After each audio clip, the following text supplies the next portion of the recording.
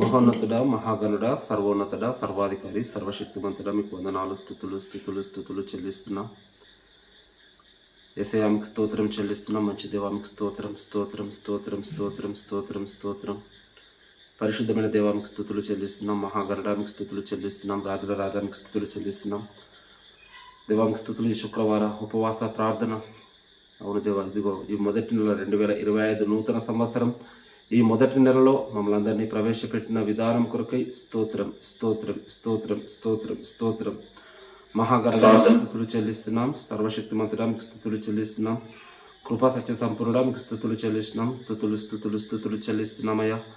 దేవానికి స్తోత్రం, దేవానికి స్తోత్రం, దేవానికి స్తోత్రం. ఇదిగో ప్రభు జరగబోచున్నటువంటి ఈ ప్రార్థనలను, ఇదిగో ఆరాధనలను మీ హస్తాలకు అప్పచెప్పుకొనిచున్నాం. కృప చూపండి దేవ, కృప చూపండి, కృప చూపండి, కృప చూపండి. దీవించమని ప్రార్థిస్తున్నాం, దీవించమని ప్రార్థిస్తున్నాం, దీవించమని ప్రార్థిస్తున్నాం, దీవించమని ప్రార్థిస్తున్నాం, దీవించమని ప్రార్థిస్తున్నాం. నజరేయుడైన యేసుక్రీస్తునామములో ప్రభా మీ కృపను, మీ సన్నిధిని మీరు మాకు తోడుగా ఉంచమని ప్రార్థిస్తున్నాం. దేవా మీకు వందనాలు. ఇంతవరకు చేయబడిన విజ్ఞాపనలో తోడై ఉన్న దేవానికి స్తోత్రం స్తోత్రం స్తోత్రం స్తోత్రం స్తోత్రం స్తోత్రం స్తోత్రం. పరిశుద్ధమైన తండ్రి మీకు స్థుతులు, పరిశుద్ధమైన తండ్రి మీకు స్థుతులు. జీవం కలిగిన దేవానికి స్థుతులు స్థుతులు స్థుతులు స్థుతులు స్థుతులు. యేసయ్యానికి స్థుతులు చెల్లిస్తున్నాం, యేసయ్యానికి స్థుతులు చెల్లిస్తున్నాం, యేసయ్యానికి స్థుతులు చెల్లిస్తున్నాం, యేసయ్యానికి స్థుతులు చెల్లిస్తున్నాం.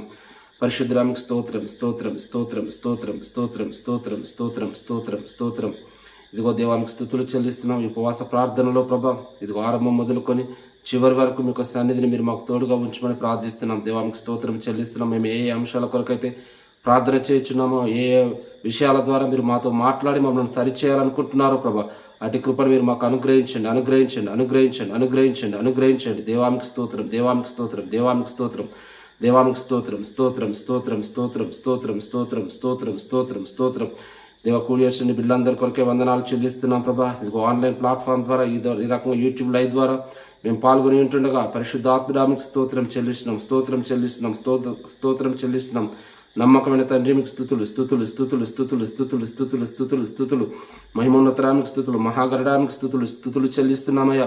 దేవానికి స్తోత్రం, దేవానికి స్తోత్రం, దేవానికి స్తోత్రం. అనేక సార్లు ఆత్మీయ జీవితంలో అనేక రకాల వ్యతిరేకమైన ప్రతికూలమైన పరిస్థితుల గుండా మేము వెళ్తున్నప్పుడు, ఎడారి మార్గము గుండా వెళ్తున్నప్పుడు, దిక్కుతోచని స్థితి గుండా వెళ్తున్నప్పుడు మా మార్గమైన దేవానికి స్తోత్రం, మమ్మల్ని నడిపిస్తున్న దేవానికి స్తోత్రం, మమ్మల్ని చూస్తున్న దేవానికి స్తోత్రం, మమ్మల్ని బలపరుస్తున్న దేవానికి స్తోత్రం స్తోత్రం స్తోత్రం స్తోత్రం. సర్వాధికారి మీకు స్థుతులు స్థుతులు స్థుతులు స్థుతులు చెల్లిస్తున్నామయ్యా.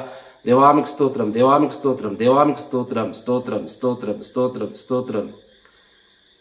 ఏడారి త్రోవలో నే నడిచిన, ఎరుగని మార్గములో నన్ను నడిపిన, నా ముందు నడచిన జయవీరుడా, నా విజయ సంకేతమా. ఏడారి త్రోవలో నే నడచిన, ఎరుగని మార్గములో నన్ను నడిపిన, నా ముందు నడచిన జయవీరుడా, నా విజయ సంకేతమా. నీవే నీవే నా ఆనందము, నీవే నీవే నా ఆధారము, నీవే నీవే నా ఆనందము, నీవే నా ఆధారము. సంపూర్ణమైన నీ చిత్తమే, అనుకూలమైన సంకల్పమే జరిగించుచున్నావు నన్ను విడువక, నా ధైర్యము నీవేగా. సంపూర్ణమైన నీ చిత్తమే, అనుకూలమైన సంకల్పమే జరిగించుచున్నావు నన్ను విడువక, నా ధైర్యము నీవేగా. నీవే నీవే నా జయ గీతము, నీవే నీవే నా స్తుతి గీతము, నీవే నీవే నా జయ గీతము, నీవే నా స్తుతి గీతము. సుమధుర స్వరముల గానాలతో వేలాది దూతల గలములతో కొనియాడబడుచున్న నా యేసయ్యా, నీకే నారాధనా. మహదానందమే నాలో పరవశమే, నిన్ను స్తుతించిన ప్రతి క్షణం. మహదానందమే నాలో పరవశమే, నిన్ను స్తుతించిన ప్రతి క్షణం.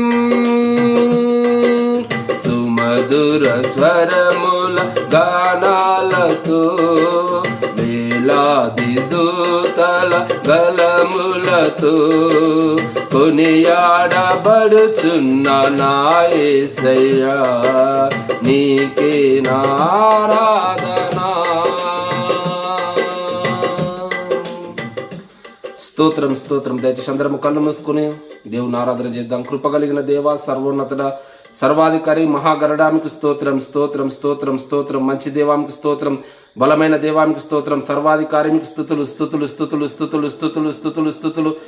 మహాపరిశుద్ధమైన తండ్రి మీకు స్తోత్రం స్తోత్రం స్తోత్రం స్తోత్రం స్తోత్రం. అయ్యా మీకు స్తుతులు చెల్లిస్తున్నాం. ఈ సాయంకాల సమయాన్ని బట్టి మీకు వందనాలు స్తోత్రము చెల్లిస్తున్నాం. ఈ రకంగా ఉపవాస ప్రార్థన ద్వారా అవును దేవా, మేమందరం ఇంకా మీకు దగ్గరికి రావడానికి ఇదిగో ప్రభా, మా లోటుపాట్లను ఒప్పుకొని ప్రభా, ఇదిగో ఇంకా మీ చిత్తంలో ప్రభా మేము కొనసాగడానికి ప్రభా మీరు ఇచ్చినటువంటి సంఘ ఉపవాస ప్రార్థనను బట్టి వందనాలు చెల్లిస్తున్నాం దేవా. మీకు స్తోత్రం స్తోత్రం స్తోత్రం స్తోత్రం. అందరం దేవుని స్తుతిద్దాం, అందరం దేవుని స్తుతిద్దాం. దేవుడు గడిచిన రోజులన్నీ, గడిచిన కాలాలన్నీ దేవుడు మనల్ని కాచి కాపాడినందుకు మనందరము నిన్ను మనసుతో దేవుణ్ణి ఆరాధన చేద్దాం. దేవా మీకు స్తోత్రం స్తోత్రం స్తోత్రం స్తోత్రం స్తోత్రం. పరిశుద్ధుడా మీకు స్తోత్రం, పరిశుద్ధుడా మీకు స్తోత్రం, పరిశుద్ధుడా మీకు స్తోత్రం. మహాగరుడా మీకు స్తోత్రం స్తోత్రం స్తోత్రం స్తోత్రం స్తోత్రం స్తోత్రం. బాధలలో మంచి బంధువువైనావు, శ్రేష్ఠ ప్రేమ చూపి స్నేహితుడైనావు. బాధలలో మంచి బంధువువైనావు, శ్రేష్ఠ ప్రేమ చూపి స్నేహితుడైనావు. హృదయ వేదన తొలగించినావు, కృపాక్షేమముతో నడిపించినావు. హృదయ వేదన తొలగించినావు, కృపాక్షేమముతో నడిపించినావు. నా కోసం భువికొచ్చిన దైవ మానవా, నే బ్రతుకు దినములెల్ల నిన్ను వేడెదా. నా కోసం భువికొచ్చిన దైవ మానవా, నే బ్రతుకు దినములెల్ల నిన్ను వేడెదా. ఎన్నో ఎన్నో మేలులు చేశావయ్యా, నిన్నే నిన్నే స్తుతింతును యేసయ్యా. ఎన్నో ఎన్నో మేలులు చేశావయ్యా, నిన్నే నిన్నే స్తుతింతును యేసయ్యా. హల్లెలూయా హల్లెలూయా హల్లెలూయా హల్లెలూయా హల్లెలూయా హల్లెలూయా హల్లెలూయా హల్లెలూయా. దేవానికి స్తోత్రం. పరిశుద్ధమైన తండ్రి, ఇంతవరకు దాకా ఆరాధనలో మీరు తోడై ఉన్న దేవానికి వందనాలు, మహాగరుడానికి వందనాలు, స్తుతులు చెల్లిస్తున్నామయ్యా. ఈ సమయంలో మేమందరము మీ యొక్క రక్త ప్రోక్షణ కిందకి వస్తుండటము మా ప్రాణాత్మ దేహములను మీరు సిద్ధపరిచి ఆయత్తపరిచి మహిమ పొందమని ప్రార్థిస్తూ ముందున్న సమయం అంతట్లో మీ యొక్క వాక్య వెలుగులో ప్రభా మా జీవితాలను ప్రభా సరిచేసుకునే కృపను అనుగ్రహించి మహిమ పొందుమని దీవించమని ఘనత మహిమ ప్రభావాలు మీకు ఆరోపిస్తూ నజరేయుడైన యేసుక్రీస్తు నామం పేరట అడిగి వేడుకొంచున్నాము తండ్రి. ఆమేన్, ఆమేన్, ఆమేన్. దేవునికి స్తోత్రం. కొద్దిసేపు దేవుని యొక్క మాటలు చూసుకుందాం. ఈరోజు శుక్రవార ఉపవాస ప్రార్థన సందర్భంగా, అవును, ఈ 2025 ఈ నూతన సంవత్సరంలో మనకు సహవాసం సంఘం యొక్క నియమాలకు, సంఘం యొక్క క్రమాన్ని బట్టి ఈ 3 రోజు ఉపవాస ప్రార్థనలో మనము మొదటి రోజు ఉపవాస ప్రార్థనలో కూడుకోవడం జరిగింది. దేవుడు తను చేసిన అనేక మేలు ఉపకారాలను బట్టి ఎంతగానో దేవునికి వందనాలు చెల్లిస్తూ ఈ ఉపవాస ప్రార్థనల యొక్క ఉద్దేశాన్ని మనము దేవుని యొక్క వాక్యంలో నుండి గమనించే ప్రయత్నం చేద్దాం. వాస్తవంగా ఉపవాస ప్రార్థన విషయానికి వస్తే, దేవాతి దేవుడే నరావతారిగా ఈ లోకానికి వచ్చినప్పుడు, యేసుక్రీస్తుగా ఈ లోకానికి వచ్చినప్పుడు మనకు బైబిల్లో కనబడతా ఉన్నది. ఆయన 40 దినములు 40 రాత్రులు ఉపవాసం ఉన్నట్లు మనకు వాక్యం కనబడుతుంది. అంటే ఒక దేవుడే ఆయన ఈ లోకానికి వచ్చినప్పుడు ఆయన ఉపవాసం ఉండాల్సి వచ్చిందంటే, మరి మనము బలహీనులము, నరమాత్రులము, అవివేకులము, దేవుని యొక్క చిత్తాన్ని తెలియక, సృష్టికర్తను గుర్తెరగక, ఆయన యొక్క ఉద్దేశాన్ని మనము చాలాసార్లు గమనించక ఈ లోకంలో జీవిస్తూ ఉన్నాం. అయితే యేసుక్రీస్తు ప్రభువును ఎరిగినప్పటికీ కూడా బైబిల్ తెలవించినట్టుగా అనేక సార్లు భ్రమపరిచే ఆత్మ ద్వారా, అనేక సార్లు కొన్ని బాధలను బట్టి, అనేక సార్లు మనుషుల యొక్క మాటలను బట్టి, అనేక సార్లు మనకున్నటువంటి 6th సెన్స్ను బట్టి, అనేక సార్లు సెల్ఫ్ కాన్ఫిడెన్స్ను బట్టి, మనకున్నటువంటి ఈ అనేక రకాలైన ఆలోచనలను బట్టి మనము దేవుని యొక్క చిత్తంలో నుండి తొలగిపోయే అవకాశం ఉంది. అయితే వాక్యాన్ని బట్టి దయచేసి అర్థం చేసుకుందాం. ఉపవాసం యొక్క ఉద్దేశాన్ని గమనిస్తే, బైబిల్లో చూస్తే ఉపవాసానికి సంబంధించి చాలా వచనాలు కనబడతా ఉన్నవి. ఉపవాసానికి అనేక మంది భక్తులు తమకున్నటువంటి కష్టాల్లో, తమకున్నటువంటి అక్కరలో, తమకున్నటువంటి అవసరతలో ఆత్మీయంగా వాళ్ళు దిగజారుతున్నటువంటి పరిస్థితుల్లో తప్పు చేశామని పశ్చాత్తాపడుతున్న సమయంలో బైబిల్లో మనకు కనబడతా ఉంది. వారు ఉపవాసం ఉన్నట్లు మనం దేవుని యొక్క వాక్యంలో చూస్తూ ఉంటాం. రైట్, ఇంతకుముందు చెప్పినట్లుగా అనేక మంది భక్తులు ఒక్కొక్కరు ఒక్కొక్క విధానంలో, ఒక్కొక్క పర్పస్ కొరకు వాళ్ళు ఉపవాసం ఉన్నారు. మనకు బైబిల్లో కనబడతా ఉన్నాడు. ఆహాబు రాజు అనే వ్యక్తి తనకు అపాయం వచ్చట చూసి ఆయన ఉపవాసం ఉండి ప్రార్థన చేసినట్లు చూస్తూ ఉన్నాం. ఎజ్రా ప్రార్థన చేసినాడంట. తన ప్రయాణం కొరకు, తన పిల్లల క్షేమం కొరకు, తన ప్రజల ప్రయాణం కొరకు ఆయన ఉపవాసం ఉండి ప్రార్థన చేసినట్లు మనం దేవుని యొక్క వాక్యంలో చూస్తూ ఉన్నాం. హన్నా ప్రార్థన చేసింది ఉపవాసం ఉండి, ఎందుకంటే తను ఒక గొడ్రాలుగా ఉంది. గొడ్రాలని ఆ పేరు తొలగించబడడానికి హన్నా ఉపవాసం ఉండి ప్రార్థన చేసింది. అలాగే చూస్తే యోనా గ్రంథంలో చూసినట్లయితే, యోనా నినివే పట్టణానికి వెళ్ళి అక్కడ ఉన్నటువంటి ప్రజలకు, ఇదిగో దేవుని యొక్క తీర్పు రాబోతా ఉంది, దేవుని యొక్క ఉగ్రత రాబోతుంది అన్నప్పుడు మనకు కనబడతా ఉంది. యోనా గ్రంథం 3వ అధ్యాయం 5వ వచనంలో చూస్తే వాళ్ళందరూ, అక్కడ ఉన్న ప్రజలందరూ కూడా, చూద్దాం ఒకసారి ఈ మాటలు మనం ఒకసారి చూద్దాం. యోనా, అందరం దయచేసి దేవుని యొక్క వాక్యాన్ని తీసుకుందాం. బైబిల్ ఉన్న వాళ్ళు ఒకసారి దేవుని యొక్క వాక్యాన్ని మనం చూస్తూ ధ్యానించుకుందాం. బైబిల్ ఉన్న వారందరూ దయచేసి తెరిచి చూడవలసిందిగా మనవి. యోనా గ్రంథం 3వ అధ్యాయం, యోనా గ్రంథము 3వ అధ్యాయము 5వ వచనాన్ని చూసుకుందాం. అందరము బైబిల్ తీసినట్లయితే 762వ పేజీ నంబర్లో యోనా గ్రంథం కనబడుతూ ఉంటుంది.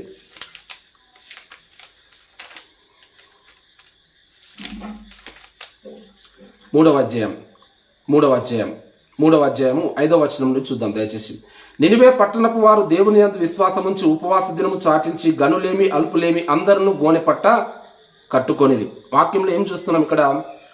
దేవుడు మాట్లాడినాడు, యోనాతో చెప్పినాడు, యోనా, నువ్వు వెళ్ళి నినివే పట్టణస్థులకు వెళ్ళి వాళ్ళు చేసినటువంటి పాపము, వాళ్ళు చేసినటువంటి ఆ పాపపు క్రియలు విస్తారమై ఉన్నాయి గనక నువ్వు వెళ్ళి నా గురించి ప్రకటించమన్నప్పుడు మనకు మొదటి 2 అధ్యాయాల్లో కనబడతా ఉంటుంది. వాస్తవంగా యోనా అతిక్రమించి దేవుని మాటకు లోబడకుండా తనకిష్టమైన మార్గం గుండా వెళ్తే మొట్టమొదటిగా చూస్తూ ఉన్నాం, నినివే పట్టణస్థుల కంటే ముందుగా యోనానే అక్కడ తిప్పలు పడ్డట్లు, లేదా కష్టపడ్డట్లు, లేదా నష్టపోయినట్లు మనం దేవుని యొక్క వాక్యంలో చూస్తా ఉన్నాం. జాగ్రత్తగా అర్థం చేసుకుందాం.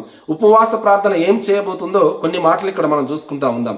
దేవుని యొక్క ఉద్దేశము వాస్తవంగా నినివే పట్టణస్థులు వాళ్ళు చనిపోవడం, నినివే పట్టణస్థులు నశించిపోవడం దేవుని యొక్క ఉద్దేశం కాదు. ఒకవేళ దేవునికే ఉద్దేశం లేకపోతే, దేవునికి వారిని రక్షించాలని కోరిక లేకపోతే యోనాను నినివేకు పంపాల్సిన అవసరం లేదు. జాగ్రత్తగా అర్థం చేసుకుందాం. వాళ్ళు ఒకవేళ దేవుడు నినివే పట్టణస్తులందరినీ నాశనం చేయాలనుకుంటే యోనాను అక్కడికి పంపాల్సిన అవసరం లేదు. కానీ దేవునికి ఒక చిన్న ఆలోచన ఉంది. ఒకవేళ ఈ ప్రజలు నా సేవకుడు వెళ్ళి నా గురించి వారికి ప్రకటన చేస్తే తమ యొక్క పాపపు మార్గాలను విడుస్తారా లేరా? ఒకవేళ విడిచేవారైతే తప్పకుండా నేను వారి యొక్క పాపములను క్షమిస్తానన్న ఉద్దేశంతో, తప్పకుండా వారిని నేను కనికరం చూపుతానన్న ఉద్దేశమే కావచ్చు దేవుడు యోనాను అక్కడికి పంపించడం జరిగింది. జాగ్రత్తగా అర్థం చేసుకుందాం. చాలాసార్లు మన విశ్వాస జీవితంలో, ఆత్మీయ జీవితంలో మనకు ఉన్నటువంటి కష్టాలను బట్టి, బాధలను బట్టి, సమస్యలను బట్టి కొన్నిసార్లు ఆత్మీయంగా దిగజారిపోతా ఉంటే మనము దేవుని దగ్గర నుండి దూరం అయ్యే వారిగా ఉండకూడదు. కానీ దేవుని యొక్క ప్రణాళిక మన పట్ల ఉందని గుర్తెరిగా వారమై ఉండాలి. ఎందుకంటే ఇదే మాట మనకు యోవేలు గ్రంథంలో కూడా కనబడతా ఉంటుంది. ఎందుకంటే కొన్నిసార్లు మనము నష్టపోయినప్పుడు, కొన్నిసార్లు పాపము చేసినా, కొన్నిసార్లు తప్పులు చేసినా, దేవునికి దూరం అయ్యేటువంటి పరిస్థితి కనబడ్డా కానీ దేవుని యొక్క మాటలు కనబడతా ఉంటాయి. చూడండి, యోవేలు 2వ అధ్యాయము 12వ వచనం, 753వ పేజీ నెంబర్లో చదువుతున్నాను. యోవేలు 2వ అధ్యాయం 12వ వచనం. ఇప్పుడైనా మీరు ఉపవాసం ఉండి కన్నీరు విడుచు దుఃఖించుతూ మనపూర్వకంగా తిరిగి నా యుద్ధకు రండి అని దేవుడు మాట్లాడుతున్నాడంట. అంటే దేవుని యొక్క ఉద్దేశము, ఆయన మనల్ని సృష్టించినప్పుడు ఈ సృష్టి అంతట్లో కూడా మన జన్మ శ్రేష్టమైనది కనుక చాలాసార్లు మనం మొబైల్స్ కొంటా ఉంటాం. అది సరిగ్గా వర్క్ చేయకపోతే ఇంకో మొబైల్ వాడుతూ ఉంటాం. ఒకవేళ బైక్ కొన్నా, ఈ లోకంలో ఏది కొన్నా మనం ఎక్స్చేంజ్ చేస్తాం. కానీ దేవుడు తను సృష్టించిన మనిషిని ఎక్స్చేంజ్ చేయకుండా, మనిషి ఎన్ని తప్పులు చేసినా, ఎన్ని పాపాలు చేసినా దేవుడు ఆ మనిషిని సరిచేయడానికే ఇష్టపడతా ఉన్నాడు. కనుక మనకు బైబిల్లో కనబడతా ఉంది, ఆయన మనుషులందరినీ నాశనం చేయలేదు, కానీ ఆయనే మళ్ళీ మనిషి రూపంగా మరొక అవతారాన్ని ఎత్తి ఈ లోకానికి వచ్చినాడంట. అంటే దేవుని యొక్క ఉద్దేశాన్ని అర్థం చేసుకొని, ఆయన నిన్ను నన్ను ఎంతగా ప్రేమిస్తున్నాడో అర్థం చేసుకుందాం. మనం నశించిపోతున్నామని ఆయన విడిచిపెట్టలేదు. మనం నశించిపోతున్నామని ఇదిగో ఈ లోకంలో తన దూతలను పంప, ఇంకోళ్ళను పంప ఆయన ఆ రక్తం ద్వారా మనకు విమోచన ఇవ్వలేదు. కానీ దేవాతి దేవుడే మన కొరకు ఈ లోకానికి వచ్చినాడంటే ఆయన మనల్ని ప్రేమిస్తున్నాడని అర్థం చేసుకోవాలి. ఆ ప్రేమిస్తున్న దేవుడు ఏం మాట్లాడుతున్నాడంటే, మనం ఈ లోకంలో జీవిస్తున్నప్పుడు, మనం ఈ లోకయాత్రలో ప్రయాణం చేస్తున్నప్పుడు మనకు అంతు చిక్కని సమస్యలు మన జీవితంలో ఎదురవుతా ఉన్నవి. మన జీవితంలో ఆత్మీయ సవాలు, ఆత్మీయ యుద్ధము మన క్రైస్తవ జీవితంలో ఉంటుంది కనుక మనం ఈ యుద్ధాలను జయించాలంటే మనము నామమాత్రపు క్రైస్తవులంగా లేదా సండే క్రైస్తవులంగా ఉంటే మాత్రమే సరిపోదు. కానీ మనం విశ్వాస జీవితంలో ఎంతకెంతకు ఎదగాలనుకుంటామో అంతకంతకు మనం ఉపవాస ప్రార్థనలో మనము ముందుకు కొనసాగాలంట. మనం బైబిల్లో చూస్తే అపోస్తలుడైన పౌలు దాదాపు 14 పత్రికలు రాసిన ఆయన మాట్లాడుతూ ఉన్నాడు. ఇదిగో ఆయన అనేక మార్లు ఉపవాసం ఉన్నాడంట. ఇంతకుముందు నేను చెప్పినట్లుగా యేసుక్రీస్తు ప్రభు ఈ లోకానికి వచ్చి ఉపవాసం ఉన్నప్పుడు అనేక సంఘాలు కట్టినటువంటి పౌలు, అనేక మందికి సువార్త ప్రకటించిన పౌలు, అనేక పత్రికలు రాసిన పౌలు ఆయన మాట్లాడుతున్నాడు, నేను అనేక సార్లు ఉపవాసం ఉన్నానంటున్నాడు. కారణం ఏంటంటే ఉపవాస ప్రార్థనలో మనము దేవుని దగ్గర తగ్గింపుతో, మనకు ఎంత టాలెంట్ ఉన్నా, మనం ఎంత గొప్పవారమైనా ఆ ఉపవాసం ఉన్నప్పుడు మన మనస్సు తగ్గింపు కలిగి ఉంటుంది. దేవుని దగ్గర మనము తగ్గింపుతో ఉంటాం. కాబట్టి ఇంతకుముందు చూసినట్లుగా ఈ ఉపవాసం ఉండడము ఎప్పుడైతే నినివే పట్టణస్తులు మనం చూస్తా ఉన్నాం కదా, నినివే పట్టణస్తుల మీదకి ఇదిగో దేవుని యొక్క ఉగ్రత రాబోతుందని అక్కడ యోనా చెప్పినప్పుడు అక్కడ ఉన్నటువంటి నినివే రాజు అన్నాడంట. చూడండి 6వ వచనంలో, ఆ సంగతి నినివే రాజునకు వినబడినప్పుడు అతడును తన సింహాసనము మీద నుండి దిగి తన రాజవస్త్రములు తీసివేసి గోనె పెట్ట కట్టుకొని బూడిదలో కూర్చునేను. మరియు రాజైన తానును ఆయన మంత్రులకు ఆజ్ఞయ్యగా, ఒకవేళ దేవుడు మనస్సు త్రిప్పుకొని పశ్చాత్తాపుడై మనము లయము కాకుండా తన కోపాగ్ని చల్లార్చుకొను గనక మనుషులు ఏది పుచ్చుకొనకూడదు, పశువులు గాని, ఎద్దులు గాని, గొర్రెలు మేత మేయకూడదు, నీళ్లు త్రాగకూడదు. మనుషులందరూ తమ దుర్మార్గములను విడిచి తాము చేయు బలాత్కారమును మానివేయవలను. మనుషులేమి, పశువులేమి సమస్తమును గోనెపట్ట కట్టుకునేవలను. జనులు మనఃపూర్వకంగా దేవుని వేడుకొనవలనని దూతలు నినివే పట్టణంలో చాటించి ప్రకటన చేసేది. నినివే పట్టణస్తులో ఉన్నటువంటి అక్కడున్న రాజు ఒక తీర్మానం చేసుకున్నాడంట, దేవుని యొక్క ఉగ్రత రాబోతుంది. అయితే ఆయన ఎలాంటి దేవుడు? ఆయన మనుషులు నశించిపోతే సంతోషపడే దేవుడు కాదు. హెచ్కేల్ గ్రంథంలో ఉంటుంది, మనుష్యులు మరణమొందుట వలన నేను సంతోషించుదున, వాళ్ళు ఆ పాప క్రియలను విడిచి నా వైపు త్రిప్పబడితే నేను వారి అందు ఎక్కువ సంతోషిస్తాను అంటున్నాడు. అంటే మనం అర్థం చేసుకోవాలి, మనం కొన్నిసార్లు ఓడిపోయే వారంగా ఉంటే, మనం కొన్నిసార్లు నష్టపోయే వారంగా ఉంటే దేవుడు కొన్నిసార్లు మనం శ్రమలకు అనుమతిస్తుండొచ్చు. కానీ ఆ శ్రమల నుండి బయటపడేటట్లు మార్గాన్ని తెరుస్తున్నప్పుడు, ఆ శ్రమల నుండి బయటపడే భక్తిని దేవుడు మన జీవితంలో చూపిస్తా ఉన్నప్పుడు, ప్రార్థన జీవితాన్ని కొనసాగించమని, ప్రార్థన చేయమని పదే పరిశుద్ధాత్మ దేవుడు మనల్ని హెచ్చరిస్తా ఉన్నప్పుడు, ఈ ప్రార్థన జీవితాన్ని కొనసాగించక మన శ్రమలతో మనం కంఫర్ట్ జోన్లోకి లేదా మన శ్రమలతో కాంప్రమైజ్ అయిపోయి మనం అదే దేవుని చిత్తం అనుకోవడం మాత్రము అది దేవుని ఉద్దేశం కాదు. బాగా అర్థం చేసుకుందాం. బైబిల్లో అందరి జీవితంలో, భక్తులందరి జీవితంలో శ్రమల గుండానే వెళ్ళినారు.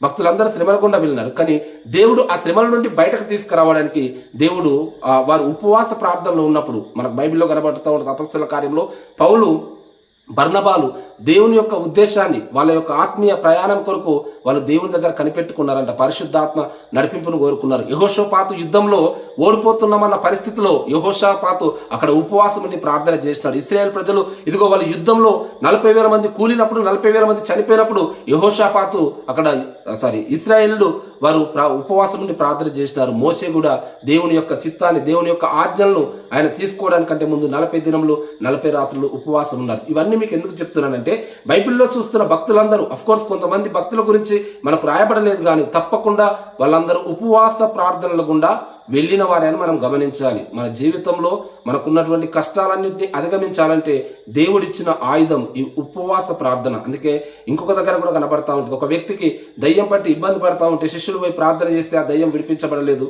అప్పుడు యేసుక్రీస్తు ప్రభు అన్నాడు, యేసుక్రీస్తు తన మాట ద్వారా ఆ వ్యక్తిని బాగు చేసినప్పుడు అంటున్నాడు, ఇదిగో ఇటువంటిది ఉపవాస ప్రార్థన వలననే కానీ మరి దేని వలన కాదన్నాడు. జాగ్రత్తగా అర్థం చేసుకుంది. దయచేసి మనకు చాలాసార్లు ఈ లోక సంబంధంగా కొన్ని సమస్యలు ఉన్నవి, కొన్ని రోగాలు ఉన్నాయి, కొన్ని అప్పులు ఉన్నవి, కొన్ని బలహీనతలు ఉన్నవి.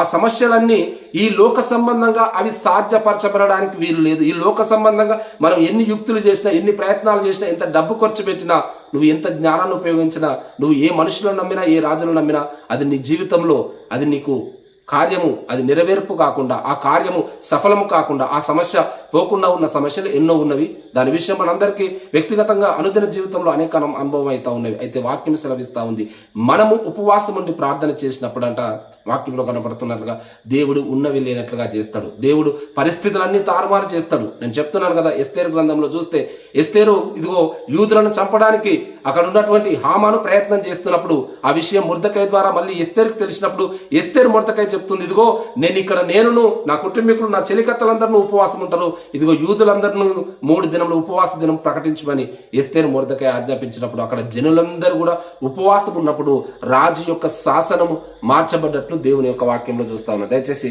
అందరము అర్థం చేసుకుందాం, దేవుని యొక్క ఉద్దేశాన్ని అర్థం చేసుకుందాం. పరిస్థితులన్నింటినీ మార్చగలిగిన దేవుడు మన దేవుడు. అయితే ఆయన మాట్లాడుతున్నాడు, ఆ పరిస్థితులు మనము చేసే ఉపవాస ప్రార్థనల ద్వారా ఆయన కార్యం చేయడానికి ఇష్టపడుతున్నాడు. కారణం ఏంటంటే ఇక్కడ ఒక మాట మనం చూసినాం కదా, ఎందుకు ఈ ఉపవాస ప్రార్థన దేవుని కార్యం చేస్తుందంటే, మనం ఉపవాస ప్రార్థన చేయడం ద్వారా దేవుడు కార్యం చేస్తాడు, దేవుడు కదులుతాడని నేను అనట్లేదు. దేవుడు ఆల్రెడీ ఆయన ఎప్పుడు కూడా చెల్లిస్తూనే ఉన్నాడు. కానీ మన హృదయాలు కదలాలంటున్నాడు, మన మనస్సులు విరగాలంటున్నాడు, మనం ఆయనకు దగ్గరగా వచ్చే వారంగా ఉండాలంటున్నాడు. ఎందుకంటే ఈ లోక సంబంధంగా కొన్నిసార్లు కొన్ని పనులు దేవుని యొక్క ప్రమేయం లేకుండా జరుగుతున్నాయేమో అనుకున్నట్లుగా దేవుణ్ణి మర్చిపోయే పరిస్థితి మనుషులకు వస్తుండొచ్చు. ఎందుకంటే అలనాడు ఉన్నటువంటి ప్రధాన దూతల్లో ఉన్నటువంటి లూసిఫరు వాడు అలాగే గర్వపడ్డాడంట. అవును, మనం గర్వపడకుండా ఉండడానికి సమస్తము దేవుడే నా జీవితంలో అద్భుతం చేస్తున్నాడని నమ్మడానికి మనం దేవుని యొక్క వాక్యంలో చూస్తా ఉన్నాం. దయచేసి ఇక్కడ చూడండి, ఇదే యోవేలు గ్రంథంలో చూస్తున్న 2వ అధ్యాయము 12వ అధ్యాయంలో అంటున్నాడు, మీరు ఉపవాసం ఉండి కన్నీరు విడుచు దుఃఖించుచు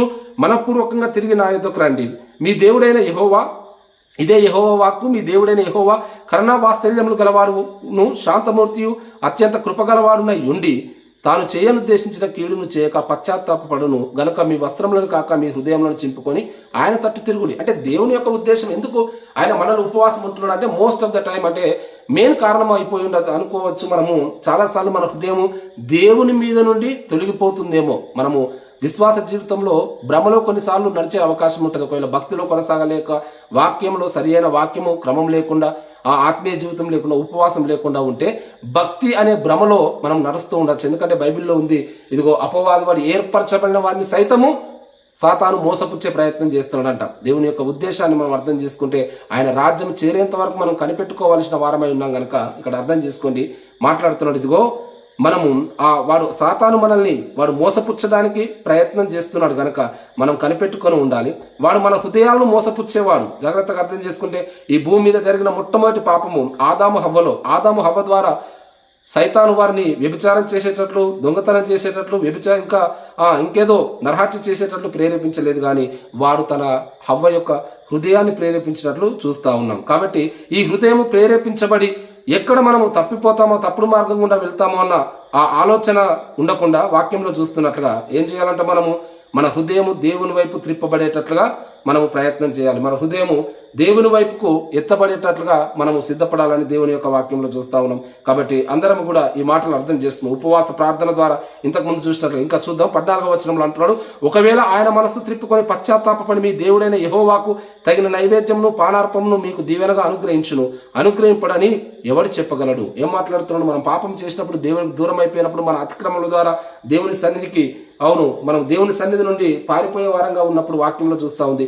మనం ఉపవాసం నుండి ప్రార్థన చేస్తే, ఇంతకుముందు ఎస్తేరు ఏ రకంగానైతే ప్రార్థన చేసినప్పుడు రాజు యొక్క శాసనము మార్చబడి యూదులను చంపుదామనుకున్నటువంటి ఆ హామానే ఇదిగో తానే ఉరికమ్మం ఎక్కినట్లుగా మన పరిస్థితులను మార్చగలిగిన దేవుడు యేసుక్రీస్తు ప్రభు ఉన్నాడు. అయితే ఆయన మాట్లాడుతున్నాడు, ఇదిగో ఆయన సెలవిస్తున్నాడు ఏంటంటే, మనము ఉపవాస ప్రార్థన ద్వారా పరిస్థితులను తారుమారు చేయగల దేవుడు మనతో అంటాడు. ఉపవాస ప్రార్థనలో మనం పెరుగులాడే వారంగా ఉండాలి. ఉపవాస ప్రార్థనలో భక్తులను మనం ముందు ఉంచుకోవాలి. మనకున్నటువంటి పరిస్థితులను బట్టి. వాక్యంలో చూస్తున్నట్లుగా ఎస్తేరు ఏ రకంగానైతే తన ప్రజల రక్షణ కొరకు ఉపవాసం ఉందో, తన ప్రజల రక్షణ కొరకు ఏ రకంగా తనను తాను తగ్గించుకుంది. ఆమె ఒక రాణి స్థానంలో ఉంది, ఆమె ఒక ఉన్నతమైన స్థానంలో ఉంది, తన లైఫ్ సెటిల్ అయిపోయింది అనుకోవచ్చు. జాగ్రత్తగా అర్థం చేసుకో. ఒకవేళ దేవుడు మీరు ఆరంభంలో దేవుని దగ్గరికి వచ్చినప్పుడు అనేక కష్టాలు ఉంటే ఉండవచ్చు. దేవుని దగ్గరికి వచ్చిన తర్వాత మీలో అనేక సమస్యలు తీరి ఉండవచ్చును. అయితే దేవుని యొక్క ఉద్దేశం ఏంటంటే, కొన్నిసార్లు మనం సేఫ్టీ జోన్లో ఉన్నాం, మనం కంఫర్ట్ జోన్లో ఉన్నాం, నా యొక్క కొరతలు తీర్చబడ్డవి, నా యొక్క అవసరతలు తీర్చబడ్డవని మనము ఆగిపోవడం దేవుని చిత్తం కాదు. అందుకే అక్కడ అంటాడు, ఇదిగో మొర్దెకాయ అంటాడు, ఇదిగో నీవు సేఫ్టీ జోన్, నువ్వు సేఫ్లో ఉండడానికి నువ్వు ఆలోచన చేస్తే దేవుని యొక్క సహాయం ఇంకో దగ్గర నుండి వస్తుంది. కానీ అది నీకును ఇదిగో నీ వారికి అది శాపం అయిపోతూ ఉంటుంది. దేవుడు నిన్ను చూసుకుంటాడని. అంటే ఇక్కడ మనం అర్థం చేసుకోవాల్సింది ఏంటంటే, మనం ఒకవేళ బాగున్నా, మన పరిస్థితులు బాగున్నా, మనం ఇతరుల పక్షాన విజ్ఞాపన చేయాలి. ఇతరులు నశించిపోతున్న వారిని రక్షించేటట్లుగా మనము దేవుని సన్నిధిలో మనం గోజాడాలి. అక్కడ అందుకే అంటున్నాడు, ఇదిగో ఆ మనుష్యుల యొక్క హృదయం దేవుని వైపు త్రిప్పబడాలంట. ఈ లోకంలో అనేకుల యొక్క హృదయాలు ఈ లోకం వైపు త్రిప్పబడతా ఉన్నాయి. ఈ లోకంలో ఉన్నటువంటి ఈ లోక ఆకర్షణ వైపు త్రిప్పబడతా ఉన్నాయి. అనేక మంది యవనస్తులు తమ జీవితాలను నాశనం చేసుకుంటున్నారు. తమ బ్రతుకులో ఇదిగో అనేక నష్టాలు చూస్తూ ఉన్నారు. అనేక మంది మనం హాస్పిటల్లో వెళ్తూ ఉంటే, జైల్లోకి వెళ్తూ ఉంటే చాలా మంది వాళ్ళు మూలుగుతూ ఉన్నారు సమస్యలను బట్టి. దేవుడు అంటున్నాడు, వారి హృదయం దేవుని వైపు త్రిప్పబడాలి. వారు దేవుని వైపు త్రిప్పబడినప్పుడు దేవుడు వారి జీవితంలో అద్భుతం చేస్తాడు. వారిని మనం రక్షణ వైపు త్రిప్పి నీతి మార్గం అనుసరించే వారంగా మనం తయారవుతే, బైబిల్లో ఉంటుంది కదా, నీతిని అనుసరించడానికి ఎంతమందిని అయితే తిరుపుతామో మనము దేవుని దగ్గర బుద్ధిమంతులంగా కాబడుతున్నాం. దయచేసి అర్థం చేసుకున్న దేవుని యొక్క మాటలను బట్టి ఇంతవరదాకా దేవుడు మాట్లాడుతున్న మాటలు, మన ఉపవాస ప్రార్థనలో దేవుడు మన జీవితంలో మేలు చేయడానికి ఇష్టపడుతున్నాడు. మనం కుటుంబంగా ఉపవాసం ఉన్నా ప్రార్థన చేస్తే ఇంకా బాగుంటుంది. మనము వ్యక్తిగతంగా ఉపవాస ప్రార్థనలో దేవుని దగ్గర గోజాడి ప్రార్థన చేయడం దేవుని యొక్క ఉద్దేశమై ఉంటుంది. కాబట్టి మనకు ఇప్పుడు ఉన్నటువంటి శుక్ర, శని, ఆదివారం ఈ 3 రోజులు ఉపవాస ప్రార్థనలో ఉంటున్నాం. అలాగే బైబిల్లో చూస్తే చాలా రకాల ఉపవాస ప్రార్థనలు ఉన్నవి. ఒక్కరోజు ఉపవాస ప్రార్థనలు ఉన్నవి, 3 రోజులు ఉపవాస ప్రార్థనలు ఉన్నాయి, వారం రోజులు ఉపవాస ప్రార్థనలు ఉన్నాయి, 10 రోజులు ఉపవాస ప్రార్థనలు ఉన్నవి, 21 డేస్ ఉన్నవి, 40 డేస్ ఉన్నవి. సందర్భాన్ని బట్టి వాళ్ళు ఉపవాసం ఉన్నారు. అయితే దేవుడు ఏ రకంగానైనా తన యొక్క చిత్తాన్ని మన ద్వారా బయలుపరుచుకొని, తన ఉద్దేశాన్ని నెరవేర్చుకొని, ఆయన మహిమ కొరకు జీవించడానికి, సైతాన్ క్రియలు లయపరచబడడానికి బైబిల్లో చూస్తున్నట్లుగా ఆ వ్యక్తి దయ్యం చేత పీడించబడుతున్నప్పుడంట, ఇదిగో యేసుక్రీస్తు ప్రభు అంటున్నాడు, ఇది ఉపవాసం వల్లనే ఈ దయ్యం విడిచిపోద్ది. కొన్ని సమస్యలు, కొన్ని శోధనలు, కొన్ని దయ్యాలు, అపవిత్రాత్మలు కూడా చాలా రకాలు ఉన్నాయి. దానికంటే చెడ్డదైన 7 అపవిత్రాత్మలు తీసుకొని వచ్చినట్లుగా అవును అనేక రకాలుగా వాటిలో కూడా కొద్దిగా బలవగాలు ఉన్నాయి, వాటిలో కూడా కొన్ని క్యాడర్స్ ఉన్నాయి. అయితే వాడు ఎంత పెద్ద అపవాదైనా, ఎంత పెద్ద శోధనైనా మనం ఉపవాస ప్రార్థన ద్వారా జయించడానికి దేవుడు ఆయన మాట్లాడుతున్నాడు. కనుక అట్టి కృప దేవుడు మనందరికీ అనుగ్రహించి మన ఆత్మీయ జీవితంలో, విశ్వాస జీవితంలో, కుటుంబ జీవితంలో, సామాజిక జీవితంలో అన్ని విషయాల్లో ఇతరులకు ఆశీర్వాదకరంగా ఉండడానికి దేవుడు మనల్ని దీవించి ఆశీర్వదించును గాక. ఆమేన్. ఈ సమయంలో ఒక్క మాట ప్రార్థన చేసుకుందాం. కృపగలిగిన దేవ, సర్వోన్నత సర్వాధికారి, మహాగణుడ, పరిశుద్ధమైన తండ్రి, మీకు వందనాలు స్తుతులు చెల్లించిన మంచి దేవ, ఈ సమయంలో మేమందరం మీ యొక్క రక్త ప్రోక్షణ కిందకి వస్తున్నాం. పరిశుద్ధపరచండి, దీవించండి, కృపచూపమని ప్రార్థిస్తున్న నజరేయుడైన యేసుక్రీస్తు నామములో ప్రభ, ఇదిగో ఇంతవరకు నీ బిడ్డలు పాల్గొని ఉన్న నీ బిడ్డలు జ్ఞాపకం చేసుకొని సహాయం చేయండి.